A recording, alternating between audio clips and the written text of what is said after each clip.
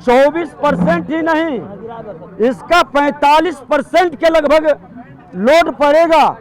और पूरे बिहार के अंदर एक बार फिर से ये मर्मरिंग व्याप्त है, जनता में आक्रोश कि बिजली बिल हमारा एक तो पहले ही गलत आ रहा था, गलत रीडिंग, प्रीपेड मीटर, कई तरह के गड़बड़ी, और ऊपर से ये वृद्धि करके सरकार अपनी कमजोरी, खामी और बिजली बिल में जो सरकारी संस्थानों के अंदर अवैध ढंग से उसका पेमेंट भुगतान बाकी है, प्रभावित कर रहा है, वो सब जनता के ऊपर लोड डाला जा रहा है।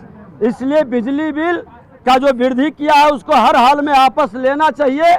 इस मामला को लेकर के जब हमने सदन में अपने कार्य स्थगन दिए हैं, उस पर विमर्श के लिए खड़ा हुआ, सत्ता पक्ष के लोग ही बेल में आ गए।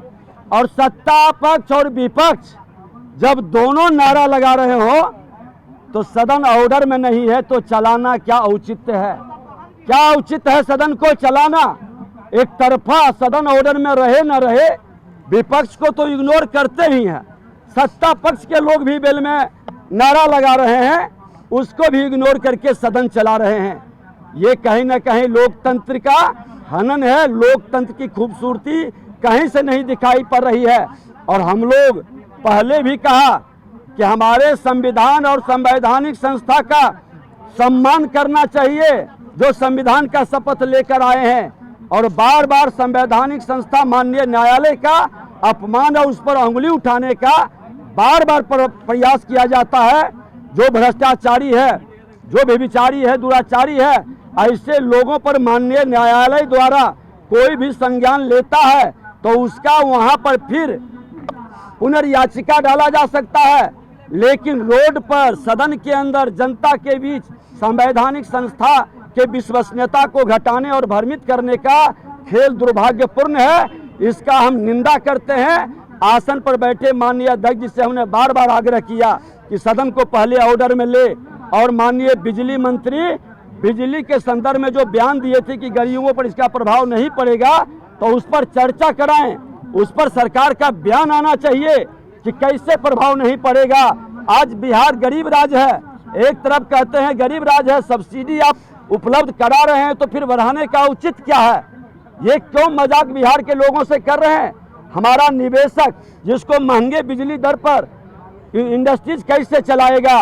और जब तक निवेशक नहीं आएगा, रोजगार का सृजन नहीं होगा, हमारे बेरोजगारों युवाओं को रोजगार कैसे देंगे? ये पूरी तरह से हताशा, निराशा में ये सरकार है। ये भरमा रही है बिहार को।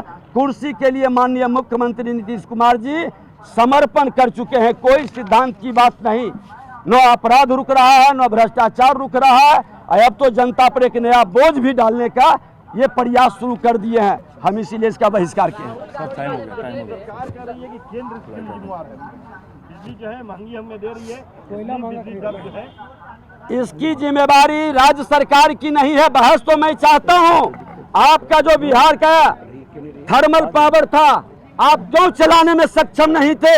क्यों आपके लोग इतने निकम्बे और कायर थे? अपने स्टेट के प्रोडक्शन हमारा थर्मल पावर से होता, हमारी बिजली सस्ता मिलती।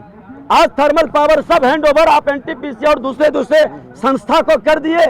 ये कायरों की जमात बिहार के हित में काम नहीं कर पा रही है, आज उसका ही परिणाम है। अपना बहस का हमको विमर्श के लिए इसीलिए चाह रहे थे। आज कांटी का हो, थर्मल का हो, कई जगह बिहार का थर्मल पावर क्यों आप सेंट्रल को सौंप दिए हैं? फिर भी दूसरे राज्य की अपेक्षा बिजली दर यहाँ ज्यादा क्यों है? सरकार को जवाब देनी चाहिए।